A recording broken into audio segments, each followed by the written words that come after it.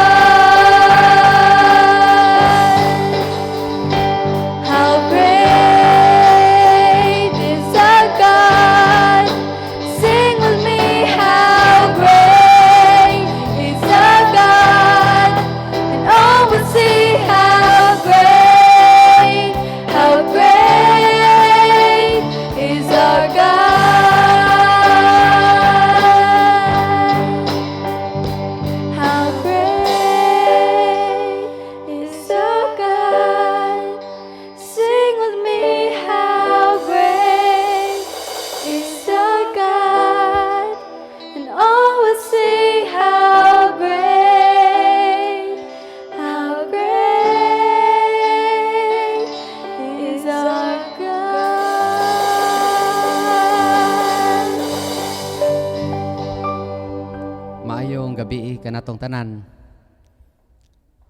Nagpasalamat ta sa Ginoo kay bisan pa man taliwala sa pandemic, makapadayon ta sa pagduol sa atong buhi nga Dios, makatugyan kaniya sa tanan nato nga mga kabalaka o sa atong mga pagkinahanglanon.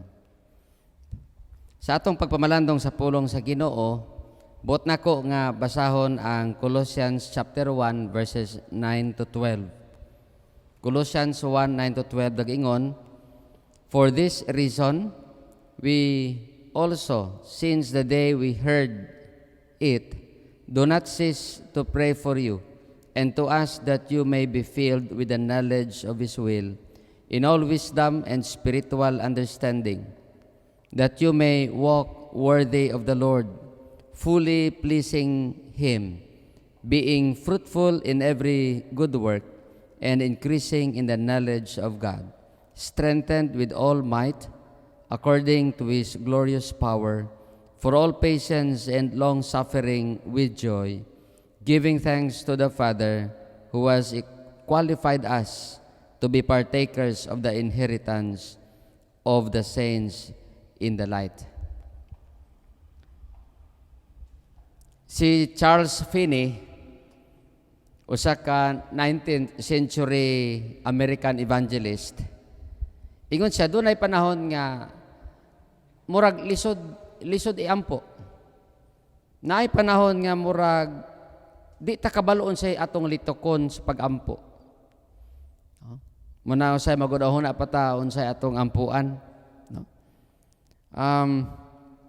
Usa ka adlaw si Charles Finney naka-encounter sa usa ka magtiayon.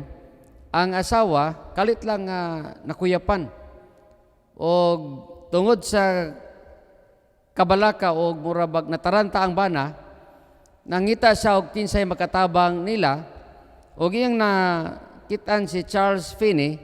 Iyang gihangyo si Charles Finney, ingon siya nga, "Pwede ba ampuan nimo akong asawa?" Si Charles Finney nakuratan pod kay siyempre pinakurat nga paampuon. Samtang nagtanaw siya sa kahimtang sa asawa nga murag sa iyang una-una siguro basin mamatay ni, no? Sa pagkakuyap.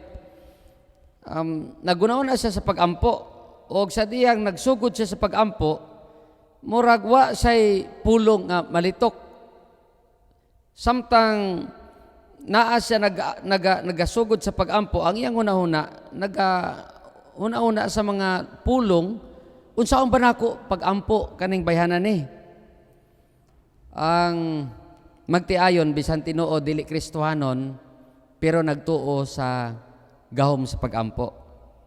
So nagsugod og ampo si Charles Finney, og sa diyang taod-taod murabag ang Ginoo mo nilang naglamdag sa iyang pangunahuna unsay iampo ni atong asawa, okay, ni atong babae. Og sa diha taod naka-recover siya, nasayod na siya og iyang giampuan. Sa wa madugay nampawan ang babae, no? Nampawan. Og sa dihang nabalik na sa iyang panimuot, okay, nagpasalamat siya sa pagampo og diha iyang gitugyan ang iyang kinabuhi diha kang Kristo Jesus. Ingon pa ni Charles Finney, sa dunay mga panahon nga di ta kabalo kung unsay atong iampo, apan ang balaang espiritu magagiya kanato sa mga butang nga atong ampuan. Ang pagampo dunay gahom, ang pagampo dunay kahimuan. The scripture is clear that we should pray. In fact, giingon kanato, ask and it will be given you. Seek and you will find. Knock and the door will be open to you. Giingnan ta sa pulong sa Ginoo, pray without ceasing. Okay. Cast all your cares upon Him because He cares for you. Ang pagampo, okay, gitudlo kanato. Bisad pa man ang mga disipulo one day niduol kang Hesus, ingon sila, teach us to pray. Teach us to pray. And the Lord Jesus Christ taught them how to pray. Nakita nato ang kahimuan sa pagampo. Nagtuo ko nga ikaw doon na mga kasinatian sa gahom sa pagampo sa imong kinabuhi. Charles Stanley said, "Fight all your battles on your knees and you win every time." Okay. Ang atong pagpakigbisog, especially sa pandemic karon, maayo man pud nang nagampo ta og kanang or nangandoy ta og kanang vaccine. Maayo man pud nang nag-social distancing ta. Maayo man pud nang nag-mask ta. Maayo man pud nang nag-disinfect ta kanunay sa atong mga kamot. Maayo man pud na siya. Mga maayo nang butang atong himuon. Apan labing maayo sa tanan ang ato ang pag-ampo diha sa Ginoo. Kaya bisag nangandoy ta og vaccine, kung dili giyahan sa Ginoo ang atong mga scientists, ambot kung unsa klaseng vaccine ang ilahang ma-produce. And so, prayer is the best weapon that we can use to stand against the pandemic or any crisis sa atong kinabuhi. Fight all your battles on your knees. And the scripture is clear, you will win every battle. Again, he said, ingon pa ni Charles Stanley, we stand tallest and strongest on our knees. Okay. Prayer is our greatest time saver and effort saver. We are all familiar again with the popular quote. Okay, ingon pa din ha. Okay, 7 days without prayer makes 1 week. Okay, magmaluyahon ang tao. And again, a quote says, okay, that when man works, he works, but when man prays, God works. But unsa may atong ampuan? Karong gabi bot nako nga ihatag ang pipila ka mga dagway sa pag-ampo. Kay kani nga mga dagway mao ni magahatag kanato pod og hulagway. Unsay atong ampuan og paunsa kita mo ampo. And this has been exemplified kanato or gipakita kanato ni Pablo sa iyang letter to the Colossian believers in Colossians 1:9-12. Una, ingon pa dinhi ni Pablo nga nagpadayon siya sa pag-ampo sa mga Kristohanon, no? In verse 9 ingon siya, we do not cease to pray for you and to ask that you may be filled with the knowledge of His will in all wisdom and spiritual understanding. Unsay ampuan nato, especially sa karong panahon sa krisis. Let us pray that God will fill us with the knowledge of His will in all wisdom and spiritual understanding. Kahibalo sa kabubuton sa Ginoo. Okay? Kaalam o espirituhanon nga pagsabot sa mga panghitabo karon. No? Let us ask God to fill us with spiritual understanding that we need as we walk diya sa kabubuton sa Ginoo. And of course, in order to do this, we need His Word daily in order nga masayod ta sa kabubuton sa Dios. Okay? And so, while we pray for knowledge sa kabubuton sa Ginoo, let us also not forget that His Word, okay, gives us knowledge of His will. In verse 10, ingon diha, that you may walk worthy of the Lord, fully pleasing Him, being fruitful in every good work and increasing in the knowledge of God. In verse 10, okay, atong ampuan that we may walk in a manner worthy of the Lord Jesus Christ. Ampuan nato nga niining kalibutan nga puno sa mga pagsulay, challenges sa atong kinabuhi, magpadayon ta sa pagkinabuhi diha takos kay sa pagsunod sa kinabuhi ni Kristo Jesus. The Lord Jesus Christ lived a blameless life, even in the midst of severe trial. Nagpabilin siya nga balaan sa iyang pagkinabuhi. Nasayta nga nining kalibutan sa krisis nga atong ginaatubang, dunay dako nga temptasyon sa paglakaw sa kinabuhi gawas sa kabubuton sa Dios and so we compromise to this world. Now let us pray that God will help us nga magpadayon ta sa pagkinabuhi nga kanabang takos sa kinabuhi nga tawgon Kristohanon ug takos nga tawgon anak sa Ginoo. Okay. Again in verse 10, ingon diha that you may be fruitful in every good work and increasing in the knowledge of God. Okay. Let us also pray that we may please God in all respects. Mapasidunggan, malipay ang Ginoo sa tanang aspeto sa atong kinabuhi. Gi-encourage ni Pablo ang mga tumuloo sa pagkinabuhi sa kinabuhi nga halangdon. Kinabuhi nga nagapadayon sa pagtubo diya sa Kristohanong pagkinabuhi. And so we can say nga ang akong kinabuhi matag adlaw improving diya sa akong Kristohanon nga pagkinabuhi ug pagpangalagad sa Ginoo. It will become fruitful. Fruitful in what? Fruitful in every good work. Okay? Mao siya ang giampo ni Pablo, no?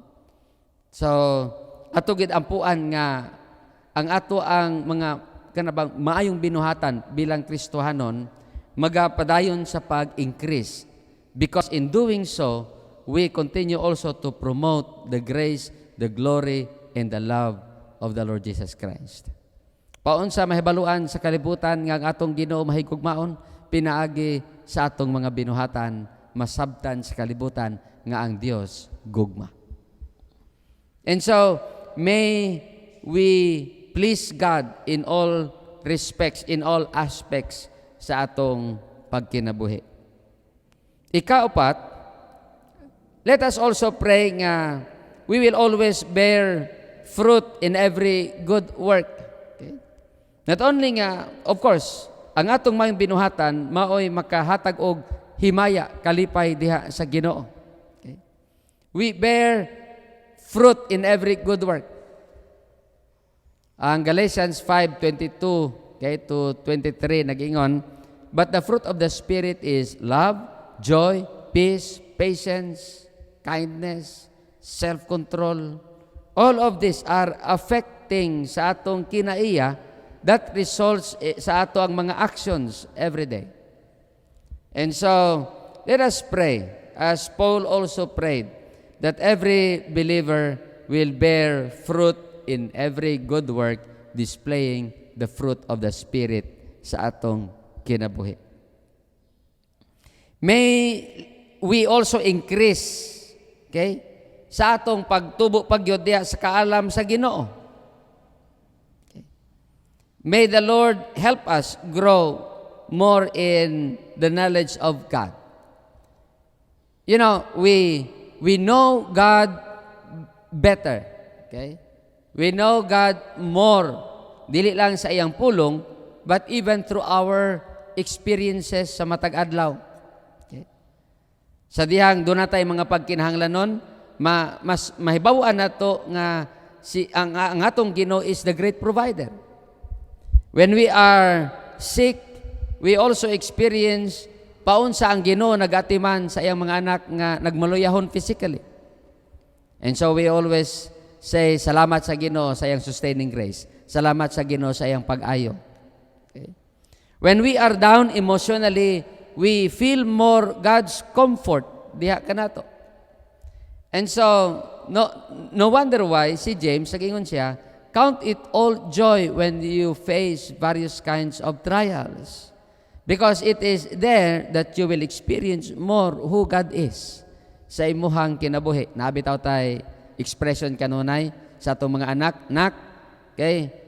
Amo ning isulti kaninyo kay ngano man amo ning nasinati kaniadto. Okay. You know, when we experience trials, testings of many kinds, we also know and understand who God is in many aspects or sa nagkalalahi po niya kahimtang sa kinabuhi. Okay? And the more we conquer trials, the more also we know more of our God more personally. Okay? So, this is the prayer of Paul. Ingon siya, may we increasingly grow in our knowledge diha sa Ginoo.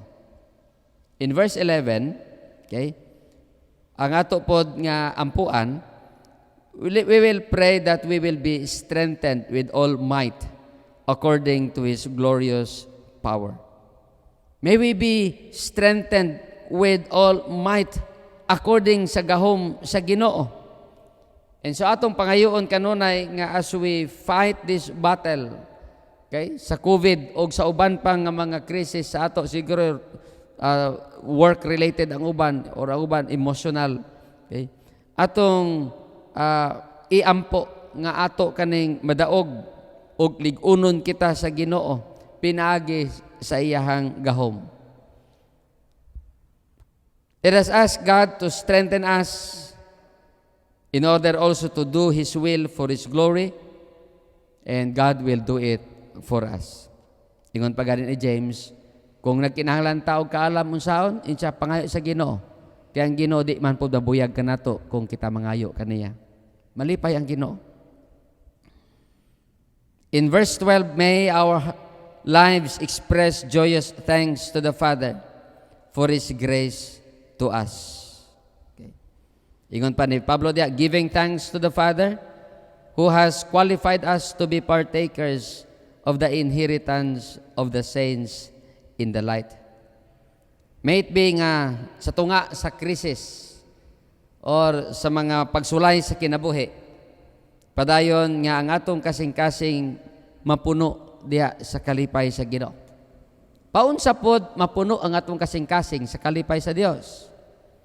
Well, si James dunay nindot katubag in James chapter 1 verse 2 to 3. Ingon sa i-anticipate nato nga dunay pagsulay ang kinabuhi.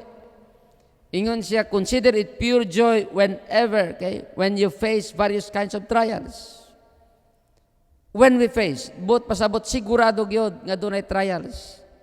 And so we have that joy, okay, when we reset our understanding nga moingon ta nga naagi pagsulay ang kinabuhi.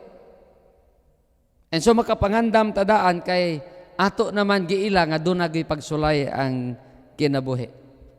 And when that testing comes, ingon diya, our hearts will continue to give thanks to the Father, not because of the testing, but we continue to thank the Father because of His grace that is abundant, that is sufficient in every test sa atong kinabuhi. Ang ato lang igsoon mao ang pag-ampo. Magtuman nata sa Ginoo. In whatever way God will answer our prayers, in whatever way God will strengthen us and will make us victorious, let us just continue to obey the Lord. Ato lang buhaton ang task nato is just to pray. How God will accomplish these things, ingon sa diha, atong ibilin diha sa Ginoo. You know, when we pray, kung imong tan-awon dinhi ang pag-ampo ni Pablo, okay, prayer for the believers themselves. Sa ato magud mga pag-ampo, daghan tag giampuan, no? Daghan tag ampuanan karon. Siguro maampo ta sa gobyerno, maampo ta sa atong simbahan, maampo ta sa atong kahimtang karon, maampo ta sa atong mga struggles, ampuan nato si Mr. Suanso kay naa say problema sa kinabuhi o wala na say trabaho, daghan tag ampuan. But you know, one thing that I really like with prayer, ang una gyud nga ginalig-on sa Ginoo, ako mismo. Ang akong pagtuo mismo ang una nga ginalig-on sa Ginoo diha sa pag-ampo. When I simply obey God when He said, just pray. Cast all your cares. Call unto me. When I just obey that, even if, of course, I pray for other people, but ang una gyud nga gina-strengthen sa Ginoo ako. Okay. And this is what I like most with prayer. Doon na daw usa ka Kristohanon nga debutado kayo nga Kristohanon, no? Sa iyang pagpangalagad sa Ginoo. Usa ka gabi kana bang nagdamgo siya. Og sayang damgo, nakita niya ang iyang kwarto nga napuno sa kahayag Og taod-taod nakita niya ang Dios nga nagbisita kaniya. Og sa diya nag-istorya sila sa Ginoo. O niya ingon siya, Lord, mo magpadayon gyud ko na magsunod sa imo. Di gyud nako pakyason ang pagpangalagad sa imo. Sundon gyud nako ang imuhang sugo alang kanako. Ingon dayon sa Ginoo sa iya, okay. Gusto man ika masunod kanako, ingani kanang kita nimo na sa imong gawa sa balay na ay dako nga bato diya, dako gyud siya nga bato. Rock. Ingon sa Ginoo sa iya, gusto nako nga imo nang ipus. Okay? Ipus nimo na siya. Okay? Kada adlaw ipus lang na siya. Okay? Yung siya, sige Lord, klaro kay ang damgo ba? Pagkabuntag, pagmata niya, presko pa kayo sa iyang una-una ang iyang damgo. Tanaw-tanaw siya sa dakong bato, insa mao maginigiingon sa Ginoo sa ako, mamagini ako nakita sa damgo nga akong ipus. Tungod sa iyang pagka-devoted diya sa Ginoo, so iyang gisugdan karong adlaw, iyang gipus. Tungod sa kadako lagi di niya matarog. Pero kay mao magimobalik sa una nga ingon nga ipus na siya. So iya lang pud gihimo. Kada adlaw iyang gihimo kana Allah, pag wala siya buhaton, balik na pud sa didto. Pahulay siya mukaon o na siya mga buluhaton. Pagkahuman ana balik na pud sa didto, ipus na pud niya na. Abutan siya tuig, siya gigpush ato, wa gid ni irog bisag gamay. Tanaw-tanaw siya, Lord, pakyas man siguro ko. Discourage siya. And siya, pakyas man siguro ko Ginoo. Murag, ambot on sabay kulang nako nganong di mangyud, wa mangyud na tarog, wa mangyud na irog. So discourage siya, nagtanaw, siya nga wa gid ko ayo da. Wa gid ko ayo siguro, or basin sayop ang akong pamaagi. Samtang naguna-una siya nga naa siya discouragement, niabot ang demonyo. Ingon sa demonyo sa iya, tanawa lagi. Wa gid kay klaro. Wa po'y klaro tong Ginoo. Kabalo na gid siya nga dako kayo ipapus sa imo. Nya magsige pakagtuman ana. Una-una po sa tinuod, no? Nganong kani may pasugo sa ako nga ipus ni nga dako ang pugkayo? So murag mutuo po siya sa demonyo, murag dili. Nya pagkahuman og istorya sa demonyo sa iyan, nibiya po ng demonyo, wala na. Una-una siya, sao, no? Tama, no? Wag siguro ko'y arang, mali siya akong sistema, or naunsa po ang Ginoo, nga nung kanima yung gisugo sa ako. Pero tungod kay dibutado lagi siya sa Ginoo, bisag pag na-discouragement, nidool na po siya sa Ginoo, nagampo, siya nga, Lord, discourage ba ko Ginoo? Sayop man siguro ang akong sistema, or basi di mao ang akong paghimo sa imong sugo. Insya ka, bisag gamay ra mangyud, wa mangyud ni irog. Wa mangyud. So, unsa man ni Ginoo, kaya ba gyud nako ni nga tumanon ang imuhang gisugo? Naa ba gyud kay kahimuan ni?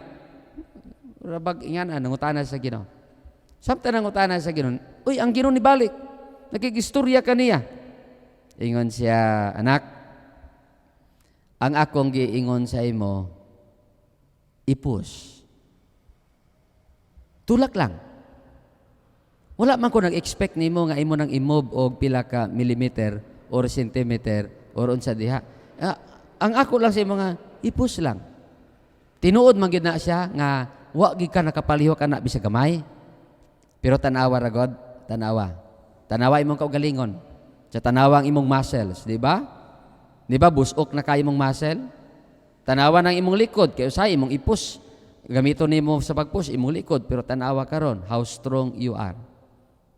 Diba kaniadto og karon lahi na gyud ang dagway og ang porma sa imong lawas. Mas lig-on ka karon kumpara kaniadto tungod kay nagsige lang kag push ana. Okay? Na-build up ang imuhang muscles.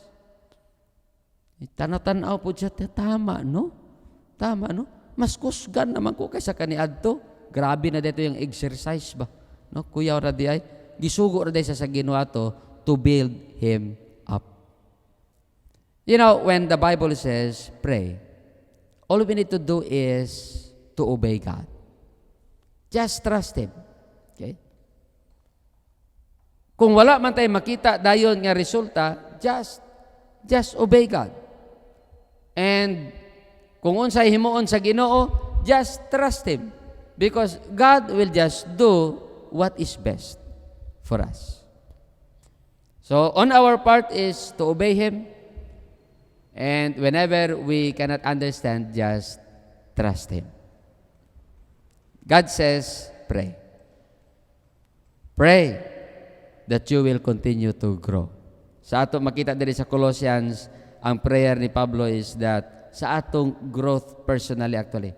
And so when we pray that God will fill us more of His knowledge of His will and wisdom. God will fill us more with that spiritual understanding. We pray that God will help us to walk worthy, of the Lord Jesus Christ. Kana bang takos sa pagsunod kang Kristo. Nagaampo ta nga kita mahimong kana bang balaan sa nagkalailahi nato nga aspetos kinabuhi. Masinulon doon sa Ginoo. Nagaampo ta nga kita mabinungahon diha sa Ginoo sa mga maayong mga binuhatan. Nagaampo kita nga maga-increase ang atong kahibalo diha sa Dios. Okay. Nagaampo kita nga ang Ginoo maga-strengthen pagyud kanato pinaagi sa iyang gahom o Ginoo. Nagaampo ta nga ang atong kasing-kasing kanunay mapuno diya sa mga pagpasalamat o kalipay diya sa tumbuhi nga Dios. My friends, tonight, let us continue to pray. Unsay resulta sa itong pag-ampo? Just trust God to work powerfully in and through our lives and our situations today. May the Lord bless us and may the Lord strengthen us all the more. May we find our spirits more fit as we simply trust and obey Him. Amen.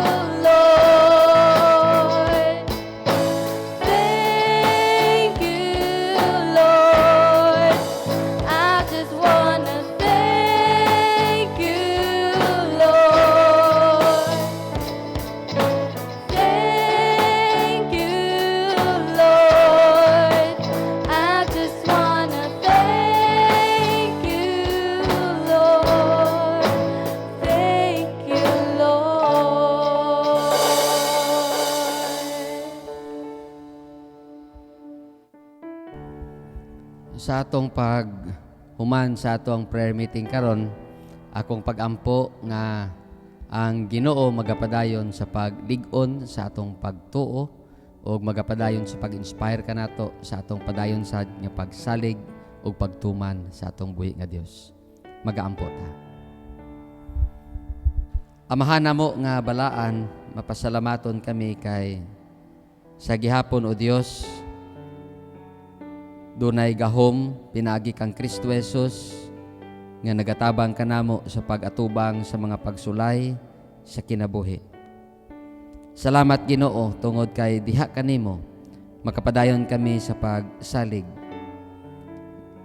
Nga ikaw ang Dios nga magapadayon sa pag-atiman sa tanang mga pagkinahanglanon sa imong makaanakan. Daghan mga concerns o Dios nga among gitugyan kanimo karong gabi. Salamat daan Ginoo sa katubagan niini. Salamat nga pinaagi sa mong pag-ampo ikaw sad magapadayon sa accomplish Ginoo sa mga sa imong kabubuton sa among kinabuhi ug pinagi kanamo. Lord, we just want to allow our faith to grow diha kanimo. Samtang kami Ginoo magapadayon sad sa pag-ampo sa matag adlaw. I pray that prayer will always be part of our lives, O Lord, daily. Before we do things, help us, Lord, to commit everything into your loving hands. Lord, I pray that you will continue to take care for each of us, continue to strengthen us, continue to fill our hearts with the hope that comes from you, and may our minds be ruled with the peace that comes from our God through the Holy Spirit. Lord, continue to just minister to the needs of your people and continue to allow our faith to increase diha kanimo sa matag adlaw. We know, dear Father, that still we are wrestling against the pandemic, and that has affected us sa among ekonomiya, has affected sa mga trabaho, Ginoo, sa mga pangabuhian. But Lord, we just want to look up to you tonight. We trust that our God will continue to do great and mighty things in ways that we can not imagine, O Lord. Paunsa nimo pagabuhaton kani sa among kinabuhi o pinagi kanamo. And so Lord, tonight, bisan pa man sa among pagpahulay, continue to fill our hearts and our minds with the peace that comes from you. May you preserve, O Lord, our lives and continue to protect us from the threat of this pandemic. Continue, Lord, to fill us with your presence, and may each day sa tanan mong buluhaton, O Dios, padayon gid namo masinati ang imong presensya, nagauban og nagagiya kanamo. Thank you, Lord, for all the things that you have done. Thank you for the answers to our prayers. Now to him who is able to keep you from stumbling and to present you faultless before the presence of his glory with exceeding joy. To God our Savior, who alone is wise, be glory and majesty, dominion and power, both now and forevermore. Amen and amen. Mayong gabi kanatong tanan, ang Dios padayon magapanalangin kanato, magalig-on kanato og magagamit sa atong kinabuhi. Amen.